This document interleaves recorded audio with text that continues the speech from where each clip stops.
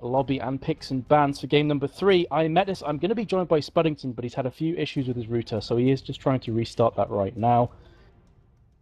And hopefully he will be back very shortly. But as I said, we're into picks and bans right now. Again, I'm on the stream, so if I'm saying things that have already happened for you, I apologize in advance. Once we get into game, I can spectate through the friends list, and the lag will no longer be an issue.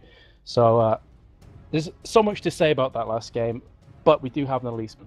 Very standard ban, what you'd expect to see. We've seen it all the time throughout the tournament, and I believe that is Mr. Spuddington back and ready to go. I am hoping, but not confident, that I'm not lagging. Ooh, you're still lagging for me. Bass, is he still lagging for you, or am I lagging? Swap me out, still then. lagging. Okay, so if you wanted to be swapped out, Pulse, are you able to sit in, or are you studying and revising and all that stuff? I'm currently looking at a curve equation, but I can... That sounds riveting. I mean, you know, curve equations. I don't know what the hell that means, but it sounds awesome. Would you like me to walk you through an arithmetic series? I think I'll pass. It sounds really interesting, but I'm in picks and bans, so that takes precedence at the moment. We do have an Elise, Zach, Dead, and a Rumble ban. Unfortunately, as I said before, we were due to have Spuddington joining me casting, but he's lagging pretty badly, so... Pulse, are you able to step in, or should I have a look to see if Stress is around? If there's no other casters around, I will be more than happy to, but... I don't think Stress is here. He went to go and get some food, if memory serves. So if you could step in, I would be forever in your debt. If not, I can solo cast. I don't mind either way, but it's your choice, dude, if you want to jump in. No, not at all. I'm more than happy to. It's way better. It beats solo casting, basically, so... You know, having Pulse with you beats solo casting. Not by much, but... Alrighty. So yeah, we're on the stream picks and bans. You're going to have Thresh, Nautilus, and Varus. All picked up so far. Nautilus and Varus, I am at a loss to think if there's any games they haven't been played thus far in a British Tea Time game. They have been picked time and time again. Thresh is, I'm sure you'd agree with this, Pulse, because we've had many discussions about the state of supports in the game at the moment. He's top tier, and he's probably regarded as the most OP support champion out there right now. Yeah, yes indeed, and we've seen so many times in this tournament having that fresh pickup along with Varus as well being so dominant. We have seen a couple times in which the picks haven't really won through, and it's been team play which has actually won the game for, I think it was My Revenge as well, who had a very interesting composition of Cogmore and Elise shaping up against those very strong lanes of Thresh and Varus and all those tier 1 picks. So yeah, while it's super strong, there is room for counterplay. Oh, absolutely, of course. And picking him first is going to allow the opposition to basically counter that. And I'm going to need to ask you, Pulse, because as you know, my internet is awful, so I have to watch this on 240p, which is like 1 pixel. Which team is which? Because I can't physically see the writing on both sides. Alright, on the blue team, which is on the left side, will be British Tea Time, and on the purple team, which is the right-hand side, will be GamingGear. Alrighty, awesome, thanks a lot. So, obviously, GamingGear going to take the Varus and the Nautilus here. We've seen that all the time, basically. They're looking like they may try a Draven Thresh pickup, which I don't think I've seen British Tea Time play Thresh yet. I don't think I've seen Chewed Up picking up Draven, sorry, I should say. And they have locked that in, so that's quite an interesting lane, Thresh and Draven. Yeah, very interesting, but what that does bring is a lot of burst damage. I mean, Thresh is super good at engaging. That's exactly what Draven wants. He likes lanes like Leona, like Thresh, who will be able to get him in there, throw those spinning axes down, and lock them up for a long time. They have two basically knock-up disruption type moves with Standard Side and the Flay as well, along with Death Sentence and potentially the box at level 6 as well. That lane has a lot of engage and a lot of burst. Very nice to see that. And it'll be interesting to see how Varus and Lulu shape up against it, because that's the basically common engage lane versus the poke lane. Yeah, very true. So, Orianna's going to be picked up again, hovering over Lissandra. I don't think we've seen Lissandra thus far in the US Challenger Series, in any of them actually, because she was banned in number 2 and she wasn't released prior to that. So this is the only tournament we've had where she has been available, but she hasn't been picked up as of yet. Now, I haven't personally played Lissandra so much, Pulse. I don't know about yourself. Have you managed to actually play her yet? No, not currently. Yeah, not currently. And I haven't seen too much of Lysandra. Only really seen her in Aram, to be honest. So not really sure what she's capable of. But in fact, it will be British Tea Time swapping up into a different pick. Again, maybe not too confident with it because it is a very, very new champion. Not many people gotten too used to it. So far, she looks strong, but obviously not really sure where she's placed in terms of like the tier 1 picks and the tier 2 picks. Yeah, just to clarify, I can see people in chat asking this.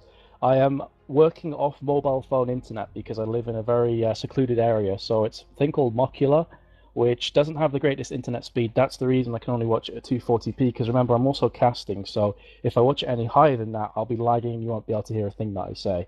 Either way, it looks like we are going to have the Malphite and Oriana ulti combo again, and it was so strong last time around. The unstoppable shockwave is just ridiculous. On top of that, you're going to have Lulu. So even if Malphite goes in and he's kind of not exactly fed at that point, or he's not tanky enough, he will have the wild growth to keep him alive. That being said as well, Lulu will be able to use the wild growth on top of Varus, which combined with Nautilus, who's basically king of peeling, Varus is going to be able to stay alive a long time in these fights, Pulse.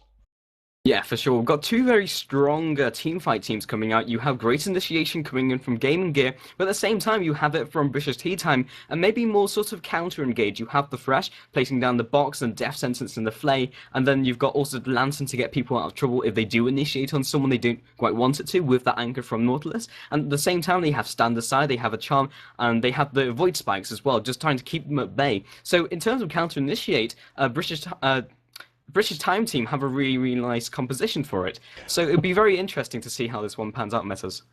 Oh, I was waiting for you to drop the time team bomb. And there you go. You did it right in Champion Select. You never, ever disappoint, Pulse. Either way, we are going to be jumping into a quick commercial break because we do have the delay ticking down. It's going to be about 3 minutes or thereabouts. So if you've just joined us, the score currently stands at 2-0 in favor of British Tea Time. And when you rejoin us, it's going to be live into game number 3. So we'll see you right after this.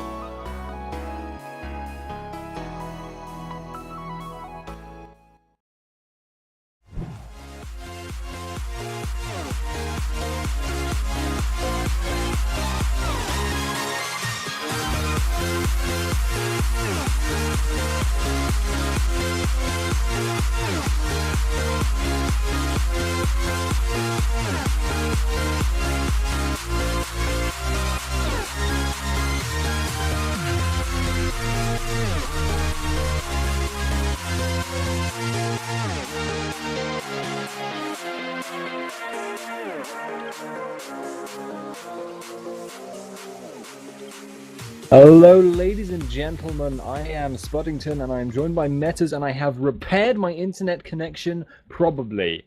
But anyway, we are going to be moving into the third game now of this best of three. And we are watching the game between Gaming Gear and British Tea Time.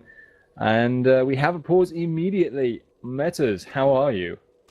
I'm good. I'm noticing a pattern. They always pause at the start, so maybe somebody has issues loading in. Not entirely sure, but yeah, I'm good, Spider. I'm looking forward to this game. British Tea Time, if you have just joined us, picked up the first two games.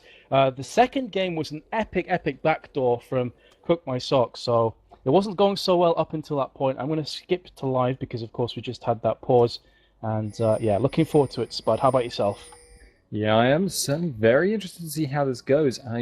British Tea Time have been looking really dominant, though, I must say. And it is looking a little bit interesting there. I saw Nitrix doing a bit of a moonwalk, so I'm wondering maybe. No, it's fine. My internet connection is fine.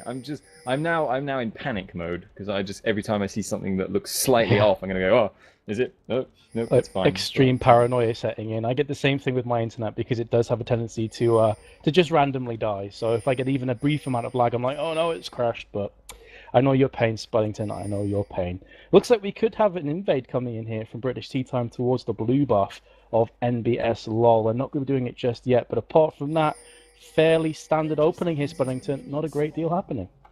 Yeah, we have got a couple of wards placed down. We have got that Explorer ward in the top mid brush there from Eurostar. So that's going to be interesting. It looks like they're just trying to make sure there's no invade coming their own way. And it does look like J&T Taylor and Shoot Up are going for a late invade on that blue buff.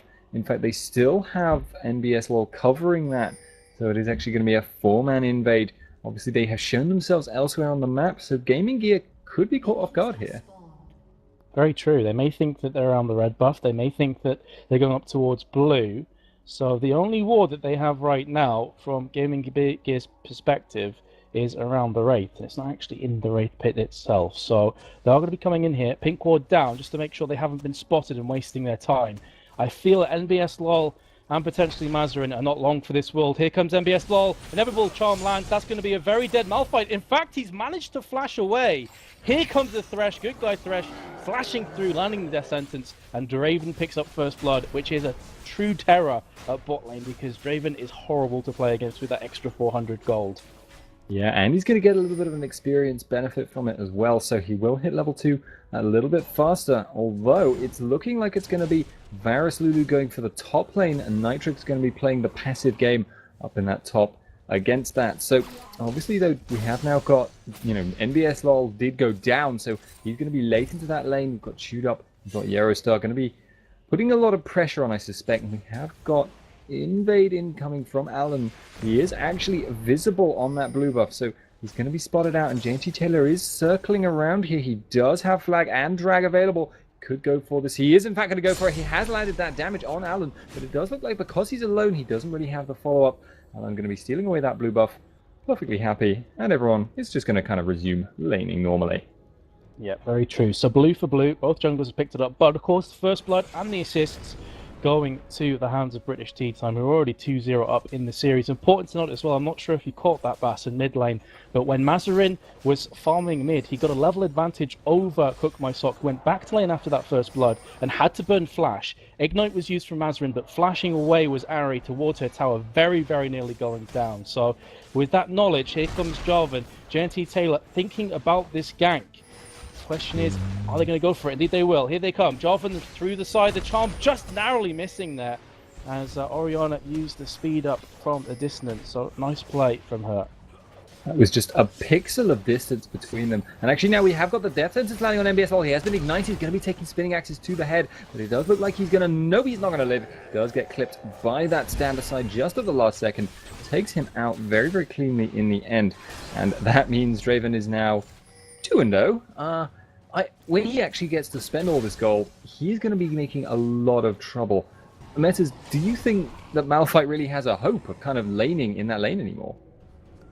Honestly, once Draven goes back, he currently has 1,400 gold, so it depends on when he goes back here, but it's going to be very difficult for Malphite. I mean, typically Malphite's good against AD carries because, of course, of his passive, and he builds a lot of armor, and he is naturally tanky, but as you said before, Draven is a terrifying character early game, especially if he gets kills behind him. So I am very worried for MBS LoL here, to be honest. I think Nautilus is going to have to spend a lot of time at this bot lane to babysit MBS LoL and to kind of caress him back to health and safety. Yeah, gently caressing him all the way home, but it does look like he is just going to hang around. He obviously is very afraid that MBSL could go down if he gets caught out, but I suspect here we're going to be seeing Chewed take that opportunity to go back. But the pushing war at top is actually going in the favor of that Varus. Lulu have got that tower down very, very low. Nitrix going low as well, though, going to be taking quite a lot of damage. Genty Taylor looking to cover this lane as the bot lane gets shoved equally hard, and I think that's probably why they haven't gone back yet. Because, you know, they want to spend all that gold, but they dare not lose their top tower before they've taken that bot tower themselves. And JNT Taylor actually at top, doing a bit of damage there to Deadly Brother, but is just going to back off. And now we have potentially some pressure coming in mid as well. Yeah. And Nautilus comes in from the side, and they're going to be pushing the mid tower. Meanwhile, a bot tower has fallen. Going to be going on towards Malphite. Standard side has landed. How much damage can he put down? Answer is not so much, because he hasn't gone back to pick up yet. In the meantime, though, you actually have Mazarin and Eterna coming down on Nautilus, but Orianna is going to be recalling. So obviously didn't feel like the successful gank was on the cards. And that is going to be Thresh and potentially Draven recalling. Top tower's also fallen, so it's pretty much even globally on the map. Even on global gold, but it is going to give British Tea Time a little bit of an edge in that they will have the dragon control. They will have that area of kind of cover and safety, a place to retreat to if it goes wrong when they contest, or potentially, you know, go for the Baron, yes, go for the dragon themselves. We will be seeing Chewed. I'm just kind of waiting for him to go back, because I know he's got so much gold at the moment, 2,081 just sitting on it right now. And obviously Varus has just gone back himself, so picked up Vamp Scepter, Doran's Blade to a BF sword on Draven. And I know you main AD carry. Who's going to be kind of the dominant person if they try to if they tried to put the bot lane actually against the bot lane again now? Well, Draven is going to be absolutely horrific to play against. Having said that, though, Varus does have a nice defensive support alongside him, so it's going to depend on the engages. It's going to depend on how they play. Having said that, though, it looks as though the AD and support combo from British Tea Time are not going to go bot lane to face off against their counterparts. They're going to try and push mid. And this is identical to what we saw last game. They took down the bot tower, pushed to mid, tried to take the mid tower to have that complete Drake control. Yeah, the interesting thing, though, about Draven, if you're playing this heavy pushing style, is that he does have some actual problems harassing down a tower. He's a very risky AD carry, has no real escape, and obviously, while he does a lot of damage to people, Spinning Axe will not proc on that tower, and he's only got normal AD carry range, so he's actually, as AD carries go, not particularly special for taking down towers, and actually a little bit more risky than your average as well. So we are going to be seeing, though, now British Tea Time rotating towards this dragon. They do have Cook My Sock pressuring top lane, but Mazarin is committed there as well. Mazarin is running Ignite, though, and Cook My Sock has Teleport available if he wants to go for it. But I think this is just going to drop. Yep, free Drake. That's all said and done. And, you know, GamingGear must have had a very good idea that was happening, but they couldn't do anything to stop it. They weren't in position.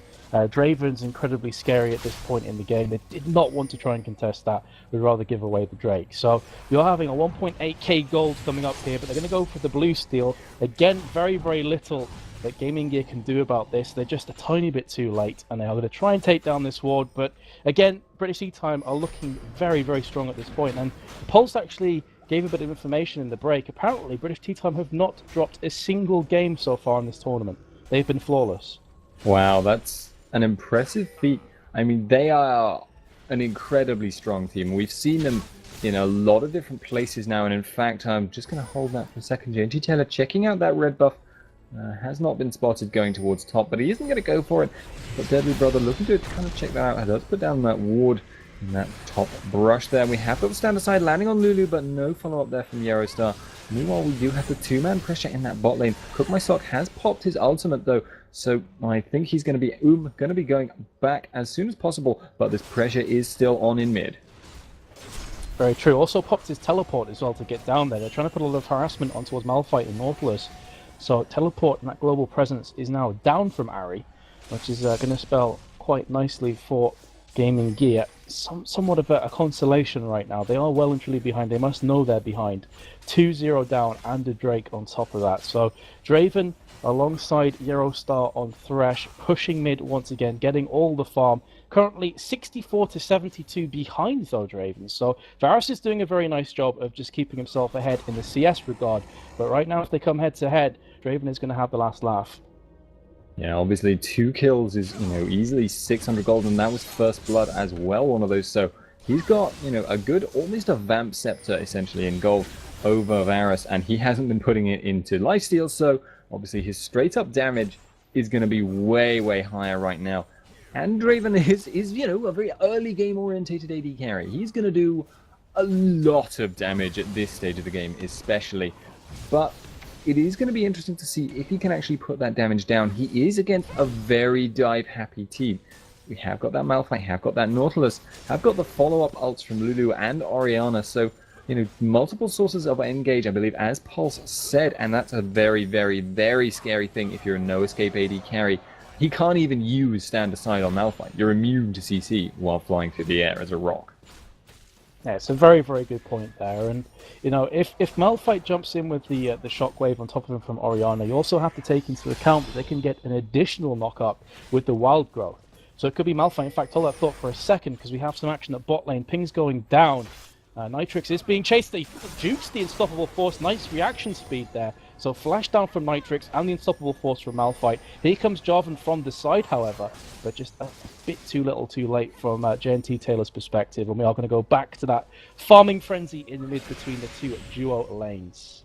Yeah, it does look like Deadly Brother is, still holding this tower out very well. It is looking at the moment like Chewed Up and Eurostar are having to play a little bit more cautiously than they would like. They'd like to be aggressive, but we have got Alan walking into JNT Taylor. Missiles go down from Nitrix there, and he's just going to go very, very low. Can he get out with the Anki? He does actually get out of there, but is now probably just going to get blown up. Does go down, does put the depth charge down. JNT Taylor getting quite a lot of damage, but it's not going to be enough to take him out. He's just going to back out. NBS Wall is now also fleeing, and Kha'Zix jumps after him, but he's going to be good to go. Still a 1-for-nothing trade, and that's not what GamingGear want. And that was all engineered by the fact that British Tea Time knew Unstoppable Force was down. It was Burnt trying to kill Kha'Zix at top lane. Cookboy is coming under heavy attack from Mazarin, but should be able to get away. Spirit Rush was popped and will be a-okay just for now. But that was engineered. They knew Unstoppable Force was down. They knew that threat was no longer on the cards, and that's why they pushed in so aggressively around the blue buff area. Yeah, and Mazarin's been doing a fairly good job, but he did just have to burn his flash against Cook My Sock, so that is now down, but he does have the Ignite, so if it comes to a trade-off now, if he does go for it, but he is going to get, chunked down, but the Ignite has gone down, and the Q goes down from both of them, picking up the kill, and they're going to be ending up just exchanging kills there. And Cook My Sock instantly with a smiley and a nice fight, so lots of honour and respect between the two mid laners, who incidentally enough were at top lane at that stage. Chewed Up's like, nice fight in brackets, so obviously not feeling the same way. But regardless, lots of action at top lane, lots of action towards bot lane, but the summary of the game thus far is a 4-1, 1 tower apiece, but with British Tea Time having a 2.5k gold lead. They did pick up the Drake earlier and got first blood, and then a double kill on Draven, who's gone back and picked up an early Bloodthirster. Again, that's very, very scary for GamingGear. Now going to try and push down the mid. Kha'Zix with the Void Spikes coming up there, landing on both Inspiro and Deadly Brother, but the farming fest continues. Yeah, and the super scary thing from the perspective of GamingGear here is that they're up against a lot of poke. They have got a Kha'Zix and an Ahri to worry about. Both of those characters are capable of both setting up kills very, very quickly, running around the map very, very quickly, and poking extremely well. So you'll see Inspiro and Deadly Brother taking a lot more damage if they're having to deal with, Draven, that Kha'Zix, and the Ahri as well. So as compared to when they were just against Draven and Thresh. But we have got NBS Lol potentially getting caught out here. He has got a Kha'Zix getting very aggressive on him, puts the cheese wheel down. He's going to be going with that slam, but he does still have his ultimate available, doesn't want to blow it though, so he's just going to walk out. Isn't going to be too worried. Has obviously got just about enough armor to not really care about that harass.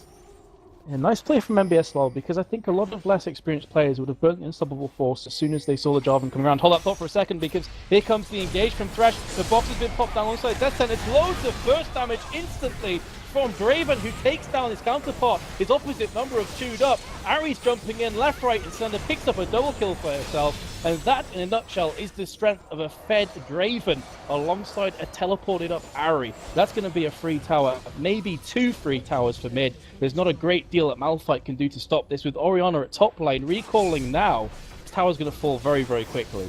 Yeah, that's another tower going to British Tea Time, and they are absolutely snowballing ahead in this game.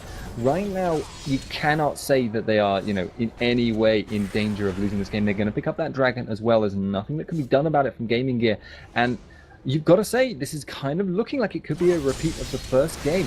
It's going to be a really, really hard road now back into this game for GamingGear. I mean, it's a nearly, 5, 6, 7k gold maybe. I can't count for beans, but I can't even count beans. But it's a huge gold deficit between the two teams now, and that is going to be incredibly hard for them to deal with. They have to be the ones starting these fights, though.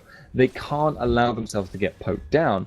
But if they engage in any way at a disadvantage, then they are going to lose just flat out because they are so behind on gold. Yeah, there's a big discrepancy between the two teams. It's about 5.5k gold ahead. So for 16 minutes through, that is just colossal. That's absolutely massive. 3 towers to 1. Draven 3-0 and 2. Ari 3-1 and 1. And the only player to drop is Cook My Sock. So that gives you an indication of how one-sided this game has been thus far. You're going to have Nitrix trying to push the bot lane here at the same time, with Cook My Sock going up towards top. Need to be careful because Chewed Up and Eurostar are pushing into the GamingGear's jungle. Maybe going to be looking for a kill on Orianna, realizing that she may come back up towards the top lane to meet up with Cook My Sock. That has been the lane for the last few minutes at least. So yeah, we are having more pings. Nice charm lands from Cook My Sock. About a quarter to a half there of Mazarin's health disappears. And here comes Draven from the side. In the meantime, though, important to note that GamingGear have their own duo lanes coming up. And we are going to have lots of damage. Cook My Sock could be going down here. Ignite's ticking down, just narrowly escaping. Draven's ulti comes up. Now going to be going around the back with JNT Taylor. They are definitely going to engage in this one. Cataclysm comes out. Nice flash from Mazarin, but just delaying the inevitable. The Chain of Corruption has landed as well on towards Draven. Here comes Lulu from the backside. Who is going to come out on top here? Deadly Brother is taking a lot of damage from this fed Draven, but it's actually Ari that picks up the pieces. Now going in for the third kill, but it's Draven that picks that one up. And suddenly, in the blink of an eye, it's 10-1 with a 7.5k goal difference coming out. Yeah, it was an incredibly ballsy, aggressive play there by Cook My Sock, actually taking out Mazarin on the side, but I have to feel that even if he hadn't gone for that risky aggression, he still would have gone down in the long run. Varus did not have the damage to put down Draven, did not have the damage to put down JNT Taylor, and it was just going to be a 2 versus 4 at that dive, and now another tower has fallen, and it's looking like even that inner tower is just being pressured. This gold lane advantage is absolutely cavernous at this point, and it's snowballing even further ahead the longer this game goes on. You've just got to try and make something happen in this situation though for GamingGear, and it looks like they might go for it. Mazarin getting aggressive, but he doesn't have the CC available, and British Tea Time just walk on out quite happy. Yeah, indeed. And oh, another charm's landed actually on towards Mazarin from Cook My Sock in mid. Just caught out the corner of my eye. You do have a Loon coming down the mid with Nautilus and another charm lands. We've said that so many times over the last 3 days from Cook My Sock. Charms landing all over the place. But as you said, I mean, it's kind of hemorrhaging at this point. The goal difference is just hemorrhaging out of control, and GamingGear are doing their best to apply some, pressure to the wound. But you feel it's just basically going to do nothing. The blood is gushing out way too fast. And Malphite's trying his best to make something happen, but I feel even if they get the perfect engage at this point, British Tea Time are so strong that they just won't die. That's the danger of playing an all-in AoE kind of CC comp, is when you don't burst down the enemy team instantly, you don't have a great deal of damage to follow it up. Oh, and Yerostar actually there landing the hook, and the charm goes over with the missiles. Inspiro forced to pop the ult on himself. Yerostar gets popped up though by that MBS wall. He's going to take him down. Nitrix also going down, and it looks like MBS wall is going to try and chase this up, but he has no mana. Alan now looking for that hook, does land it on Chewed Up, who's going to take a bit of damage. Shockwave on 2 is going to get that Chewed Up very, very low, and it does look like that is actually an advantageous fight. And Alan is going to keep going after Cook My Sock, but he's in a lot of danger if he gets hit by that charm. Doesn't happen though, so he's going to back out, but We are playing League of Throws. Do bear that. Oh, JNT Taylor actually coming in over the line, over the wall, is going to cataclysm on Alan, who manages to get out through the wall, but Deadly Brother is going to die. That was a real head scratcher of a team fight because, you know, just before that I was saying, even if GamingGear land a perfect team fight, I don't think they can win. And what happens? They go ahead and win a team fight. But the strange thing about that, it was like mini skirmishes. British Tea Time weren't together in that fight. They had players to the left, players to the right. JNT Taylor had pretty much full HP as at the end of that fight because he was off to the side around Wolves. He didn't really play any role there. So it was a very, very strange engage from British Tea Time. Thresh jumped in, landed the hook, as you said, popped down the box. But after that, it was just kind of a 5v1v1v1. It just, there was no real cohesion there, which is the complete opposite of what we've seen the last few days, to be honest, Buddington. They always seem to be 100% together, 100% of the time. And yes, lol is going to be face-checking Nitrix, both of them finding each other, but just getting out in time there. And yeah, I have to say, maybe at this point that they're just feeling a little bit overconfident. They are obviously 2-0 up in this series, and they have to feel, you know, they've got it in the bag at the moment. They're so far ahead. But as I say, League of Throws, and one of the #1 ways to throw the game is to go for a really aggressive early Baron, but at the moment it looks like it's going to be just a free Baron because GamingGear have twigged only now, and I think that Baron is going to be gone by the time they arrive. In fact, they're going to be in the perfect time to get engaged upon. I wouldn't be surprised to see this coming out now. Chewed Up has got 2 axes available, but they are a little bit low, so it looks like they're just going to be, oh boy, not going to run. JNT Taylor getting aggressive. They did put some damage around on NBS Lol, who is going to be then just not doing anything, and Nitrix gets rooted while he's stealth. Is going to get bursted quite hard, but does actually manage to get out of the way with Flash. Cook My Sock is exhausted. He's going to be knocked up. He's going to be followed up by that depth charge as well. He is going very, very low. He's going to be chased down by an angry NBS Lol, but he doesn't have the damage, and off to the side, everybody is just dying left, right, and center. Mazarin is the last man standing, still with Shockwave available, and I just don't feel like he has the damage to do anything right now. No, he can't do much. So even if he lands it dead on Ari, Cook My Sock's going to be able to escape from that fairly easily. So they're going to try and take this tower down. I have to mention, though, that last team fight was really dodgy from British Tea Time. I don't know if you noticed, but Nitrix got completely nuked down to about 1% health and had to jump away. So that was effectively a 4 versus 5. It started very, very poorly for them. But of course, they did have Baron. They have Fed carries as well. Orianna ulti will land on towards Draven, but Draven's damage is huge. Never mind that though. Lulu comes from the side. Scumbags the kill away with Orianna taking the assist. But as you said before, they're looking so strong at British Tea Time, and it's really a case that if GamingGear want to try and come back and win this game, they're going to have to turtle in for a long, long time and get farm on their carries, and then hope to land a perfect engage. Because if they engage anytime soon, you have to feel British Tea Time will come out on top. Ooh, sorry, I just saw that Yarostar hook over the wall onto Inspiro. It was blind, and he decided not to follow that up. But yeah, it's a huge deficit to make up for, and they now have an exposed inhibitor, which is also down to half health. It will regenerate a little bit, and they might get this Constellation Dragon, although JNT Taylor is higher level than Alan, so I wouldn't be surprised if he just goes for the Smite Seal. He is going to get it, and then gets lanterned out. Smooth as you like, and just so well played by British Tea Time. Draven would be happy with that one, you know, smooth. That was ridiculous, just in and out. It's just seamless, like Mechanic in a way. And yeah, I mean, the fact that right now you have a Loon on level 11 and JNT Taylor on 13, of course, Smite works, so it's level based. You get more power the higher level you are.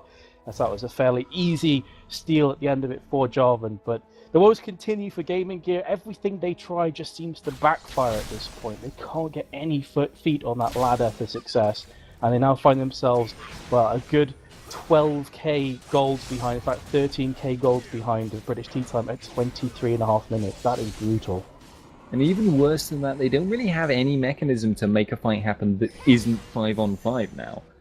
Now, if all British Tea Time have to do is go into mid lane together and then push the inhib, and that will force the fight. In fact, I would say that would actually just be a free inhib, because I don't feel GamingGear could fight. So they would obviously then...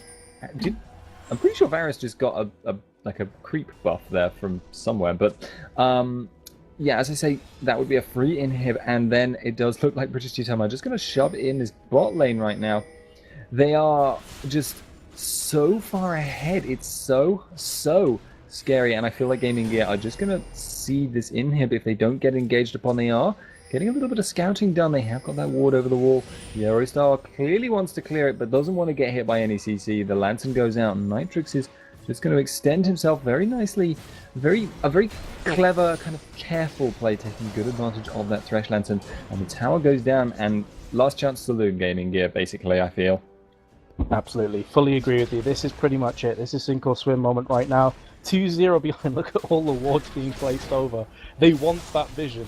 Whatever happens, British T-Time want to be able to see what's going on the other side.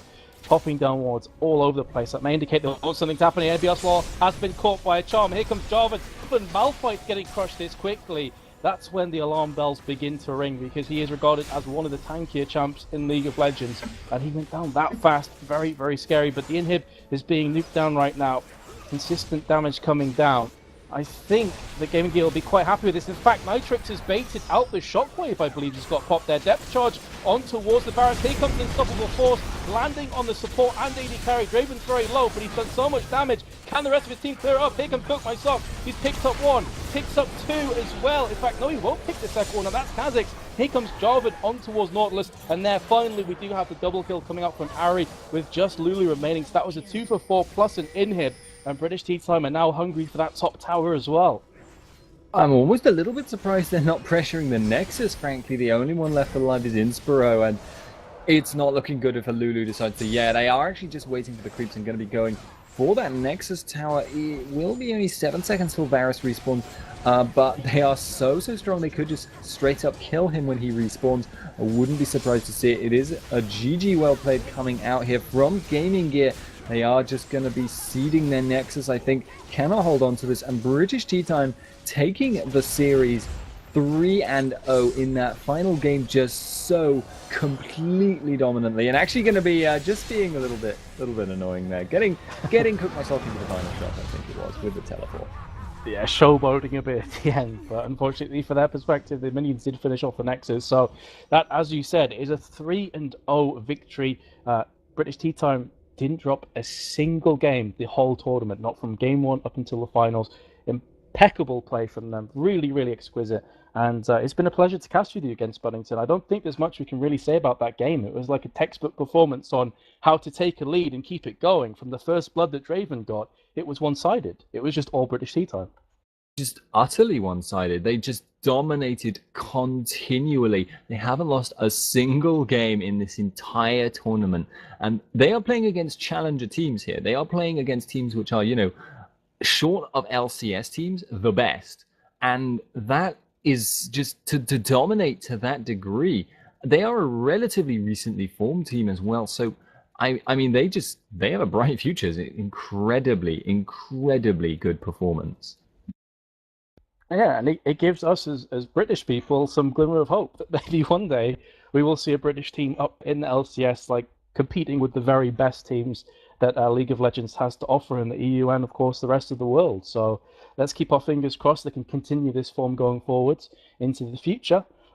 Is there anything else that we have to say, Spuddington, before we log on off here? Bass has just said yes in my ear. What should we say, Bass?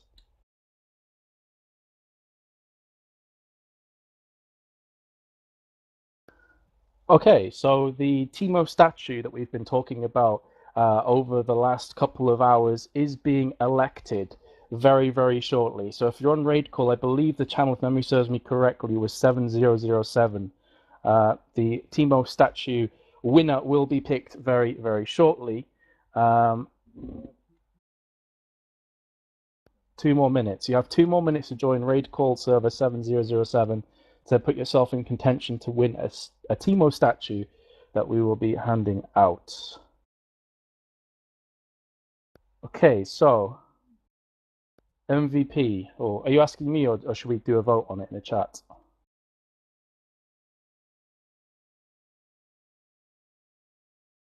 Well, I'll pass that one over to you first, Bud. Is there anybody that's shone to you today in terms of an MVP contender? Well, for me personally, not so much today, but over the course of this particular Challenger series, I've got to say Cook My Sock has been playing phenomenally.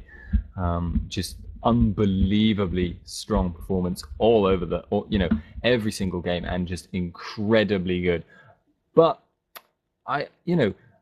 there are obviously some other options there. I mean, Yarostar did play a very nice aggressive support throughout this game, and I feel like maybe Nitrix could look to get something in there. JNT Taylor obviously has been setting up so many plays, and I don't actually know who's the shot caller on British Tea Time, but whoever they are, they've been doing an extremely good job. It's going to be... I don't know. Are we going to open this to a vote?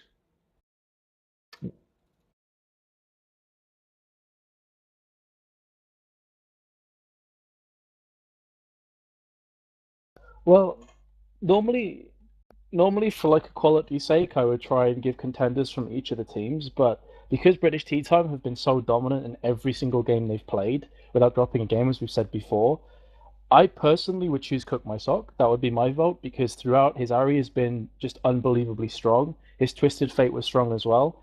But I would also say JNT Taylor has made a lot of plays because I honestly feel that as a mid player, you rely a lot on your jungler. It's not just the ganks, but it's the counter ganks. It's the presence across the map. If your jungler is basically asleep, their jungler can just camp mid, and there's very little that you can do about that. So I would probably, my two votes would be JNT Taylor or Cook My Sock. That's just me personally, though. I'd say you could include Mazarin as well. He's actually done a remarkably good job, even in this game, which was, as we said, extremely one-sided. He still came out 7-3-2, and I think across all of the games, he has really been an extremely strong factor for GamingGear's success in this tournament. And obviously, coming second is not a bad performance at all. So, he's a really solid player as well. And the fact that he was matching up against Cook My Sock pretty well. I mean, they traded kills up in top lane, for instance. Yeah, he's obviously done an extremely good job there as well. So if you were to, my votes would probably be for Cook My Sock, for JNT Taylor, and for Mazarin, I think. Yeah, and I have just been informed by Paul's stat. It is JNT Taylor, the jungler for British Tea Time, but is the shot caller. He's the guy that makes the plays. He's the one that's calling. So that actually elevates him, in my opinion, to maybe my top pick. Because if he's the one calling everything, then that really does put a lot more of a burden on his play. And the fact that they have gone through pretty much stomping every team is testament to his calls along with individual plays. So I'd personally go JNT Taylor. I think you make a very good point with Mazarin, actually, because he was always keeping very close in CS-wise on Cook My Sock. Even though Cook My Sock was roaming around the map, was securing kills all over the place, Oriana for Mazarin was really, really strong. Like, incredibly strong, considering that he was on a losing team each time. So I think that's a fair shout. Yeah, so while we get that vote done, I think all across that chat, yeah, we are now seeing some votes coming in. So while that's going on, would you like to kind of, talk about your own social media there, Metas? If you like the casting or you want to give me some feedback, you can feel free to go on facebook.com/metastv and give that a like. That's pretty much the only thing I use. You can go on my YouTube channel as well, which is also /metastv. But how about yourself? I think we'll probably get Pulse and kind of plug the other casters who were casting before, of course, both Broken Shard and Stress. But how about you, Spud? What are your social media outlets? Well, for me, I have both a Twitter and a Facebook, and obviously the Twitter is @Spuddington. The Facebook is facebook.com/SpuddingtonCasts. I did actually create the original page, facebook.com//Spuddington, but then I used 10-minute mail and then forgot the password. But then that is a side issue, and I'm sure that will come up in chat in just a second because I'm going to type it in chat. That being said, obviously, our other casters for today were Dignitas Stress and also Broken Shot, who will be putting up their details in the chat in just a second as well. Yep, and if you want to follow KSTV, feel free to follow the stream. It should be bottom left, I believe, underneath the screen. It'll give you a notification before we go live. And we are going to be pretty active. I think we have a few more of these US Challenger Series planned at least. So lots more League of Legends action in the future. Also, I think you can follow, and Baz, correct me if I'm wrong here, dude, but it's @Kaostv on Twitter. Is that correct? Yes, it is. So if you want to follow again, it'll notify you. And also our fifth caster who wasn't casting this evening, but he made a special guest appearance for like 3 minutes, was of course the lovely Pulse. We'll be getting you the media outlet things in the chat as well. Unless he can actually type it to me, then I can say it right now. Or do you know it, Spuddington? For Pulse, he has changed his Twitter, so it's now at Impulsible. I know that much, and I think, yeah, his Facebook is facebook.com/what'syourpulse. So, yeah, so, you know, obviously very nicely played there, Pulse, obviously, with your generic name being taken in most places. But that being said, and my rudeness aside, do we have anything else really to mention? Yes, I think so. I've just been posted by Bass the results of the MVP poll. So Cook My Sock got 12. You had Eurostar with 3, JNT Taylor with 4, and Nitrix with 3. So, well, Cook My Sock pretty much blew the opposition away. He is the MVP of the tournament. Well, that's not too surprising. He was obviously an extremely dominant player, and that backdoor in the second game of the finals was really quite inspired, and I feel like that may have been, in many ways, the nail in the coffin of GamingGear, because it kind of took away any momentum they'd managed to build up in that second game, and I can't imagine they were particularly high on morale for that third one that then started to go bad very early, and yeah, I can imagine how that could have snowballed them. But, you know, that's how life is, I'm afraid. Okay, the winner of the Timo statue, and I hope that I'm saying this correctly, Bass, is WM Timo statue. So a nice descriptive and unique name there, like real inspired effort. But you're the winner, so congratulations if you are listening right now. You will have a Timo statue coming right at you, and he will be messaged on RC right now. So keep yourself ready, and you will be getting all the messages with all the info that you so require. And congratulations again. But I think that's going to do it for us, Buddington, unless there is anything that I have missed in my old age. Can't think of anything else. We've